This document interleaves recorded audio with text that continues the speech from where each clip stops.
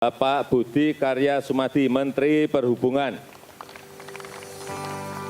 Kita harapkan nanti Pak Basuki, Pak Budi Karya bisa mempercepat konektivitas.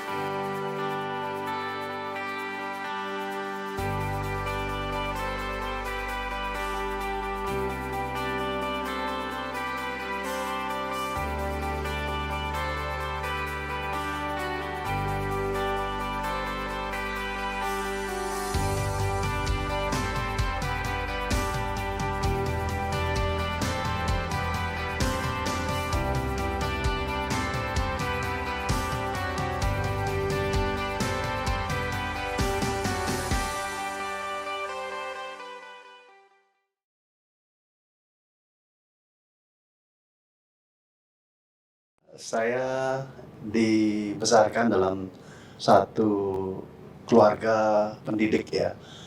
Ayah ibu saya pendidik. Dalam segala keterbatasan, saya tentu membantu orang tua dan ibu dan bapak memberikan nilai-nilai bahwa sebagai seorang anak ada nilai-nilai yang harus saya bawakan. Karena sebagai guru pasti banyak hal-hal yang memang disampaikan pada saat saya kecil. Nah, pada saat menginjak masa mau memilih universitas, memang satu dilema. Justru Jogja ini kalau di Palembang nggak favorit ya. Favoritnya itu ke Bandung. Tapi ayah ibu melihat bahwa Jogja ini punya nilai yang lain. Selain Jogja adalah satu culture yang sama dengan keluarga saya yang berasal dari Seragen dan Purworejo dan punya nilai-nilai sejarah yang dalam ya. Jadi saya dianjurkan ke Jogja dan saya memilih jurusan yang memang saya minati, yaitu arsitektur. Di Jogja kala itu relatif tidak ada shock culture dari kota Palembang ke kota Jogja. Bahkan di Jogja kami berkumpul orang-orang Palembang di satu tempat gitu ya. Tetapi saya mempunyai dua komunitas. Di rumah adalah teman-teman dari Palembang, tapi di sekolah itu cair sekali sebagai pertemanan yang sangat akrab dan semua welcome untuk menjadi teman-teman baru.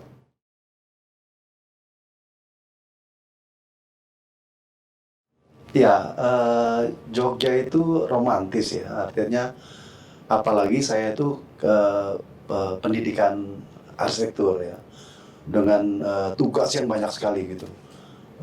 Setiap semester kita harus mengerjakan desain, mengerjakan satu perhitungan-perhitungan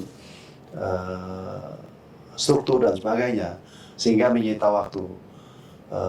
Kala malam kami biasanya harus melewatkan malam tanpa tidur ya. Jadi yang unik kami malam pasti lapar kan, tetapi sebagai orang yang in the cost ya, kita tidak punya banyak uang saku ya. Tapi rupanya Jogja itu memberikan satu solusi ya. Ada yang namanya ayam suwir ya, nasi kucing ya.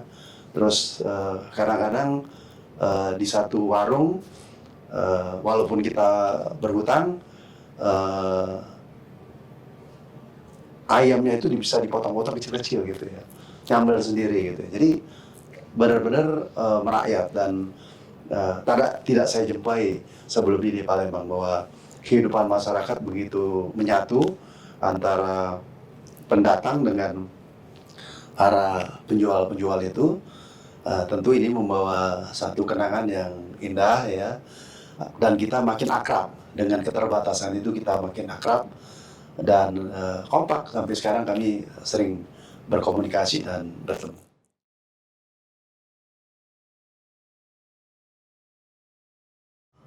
Jogja, UGM adalah dua sahabat saya yang menghantar saya pada satu pergaulan yang sangat menyenangkan dan bersahabat. Nah, kalau kita lihat apa yang terjadi Jogja dan UGM itu selaras gitu ya. Kehidupan masyarakatnya begitu sederhana, bersahabat. UGM juga menampilkan suatu format pendidikan kurikuler dan ekstrakurikuler yang membuat kita itu tumbuh secara bersama. Nah, ini memang saya pikir menjadi satu kekuatan, ya.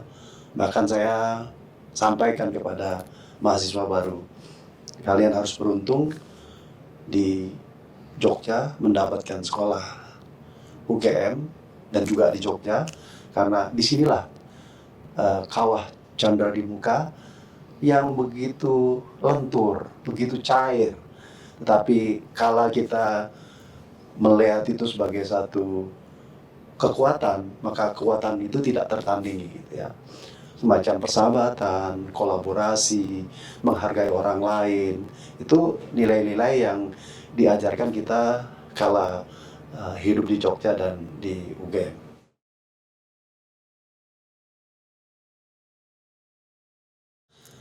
Ya, karena Jogja menginspirasi.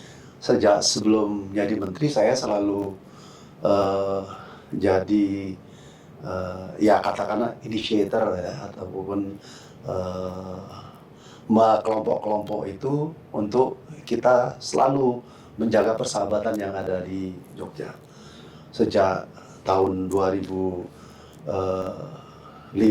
2008, kami selalu berkumpul, berdiskusi, memikirkan Indonesia, memikirkan kebaikan, memikirkan Jogja dan sebagainya. Dan itu berjalan, berkelanjutan, dan alhamdulillah itulah yang membuat keseimbangan saya kala saya menjadi petinggi di satu korporasi ataupun menjadi menteri. Justru saya di situ menjadi enjoy ya. Kalau saya di kantor, ya pasti saya tidak bisa, ya orang Jawa bilang cowaan gitu ya. Tapi dengan teman-teman Jogja, dengan teman-teman Kagama, kita cowaan. Manggilnya Mas aja gitu, Mbak aja gitu, semuanya saling panggil jarak aja gitu. Dan kita bisa diskusi pagi hari, bisa aja teman-teman itu WA saya jawab dengan cair gitu ya. Jadi selama perjalanan saya sejak 2005, kalau saya jadi Dirut Ancol sampai sekarang, tidak ada yang berubah ya. Jadi kami selalu merencanakan kegiatan kesenian, kejayaan budaya, kegiatan seminar dan sebagainya, baik itu untuk Jogja maupun UGM, dan kita rancang dengan simpel-simpel aja gitu. Tapi alhamdulillah persahabatan dan eksistensi daripada aktivitas ini banyak diapresiasi oleh masyarakat.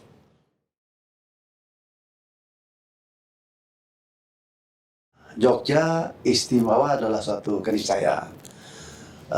Ada satu atau ada hal-hal positif yang bisa dijaga di sana, karena memang banyak nilai-nilai sejarah yang ada di Jogja harus dipertahankan dan harus dieskalasi dalam bentuk satu performance yang bisa memberikan representatif paling tidak tujuan wisata yang makin baik ya.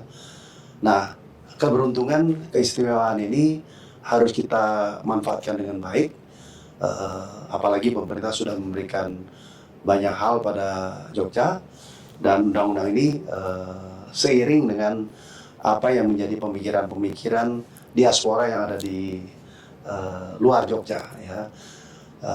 Jogja itu ngangenin, ya. Jadi kita selalu ingin pulang, nggak bosen-bosen kalau mesti pulang ke Jogja, walaupun satu malam, walaupun cuma makan bakmi atau kita bertemu dengan seseorang, ngangenin banget, ya. Semua sudut-sudut ruang kota itu ada makna yang baik, gitu ya. Jadi keistimewaan Jogja ini harus dieskalasi pada satu performan fisik dan budaya yang lebih baik, dan saya mengapresiasi dengan keistimewaan Jogja ini.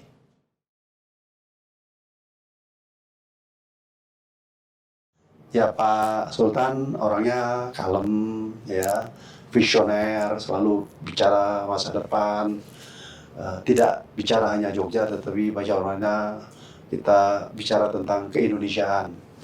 Saya punya pelajaran sedikit, ya. Saya ini kan orang Jawa yang dilahirkan dan besar di Palembang. Sri Sultan itu menyempatkan diri sebagai ketua Dewan Pengarah, dan saya satunya.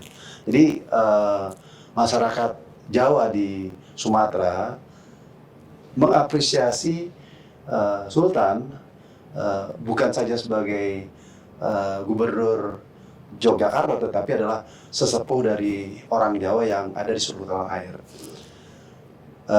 Mengapa menjadi penting? Di tengah bagaimana kita menyatukan Indonesia dengan keberagaman, nilai-nilai budaya, nilai-nilai kebersamaan dalam negara ini penting. Nah, oleh karenanya Pak Sultan sangat diapresiasi oleh warga Jogja, ya, warga Jawa Tengah, bahkan warga Jawa, dan juga saudara kita yang ada di luar Jawa. Dan secara intens beliau memberikan waktu kepada mereka-mereka. Secara personal saya berkomunikasi dengan Pak Sri Sultan, ya kadang-kadang beda pendapat, kadang-kadang ada satu visi yang bagus, ya, bagaimana kita membuat lapangan terbang, iya, membuat kereta bandara. Itu hasil diskusi yang intens antara saya dengan Pak Sultan, Arso Dalem, yang konstruktif sekali.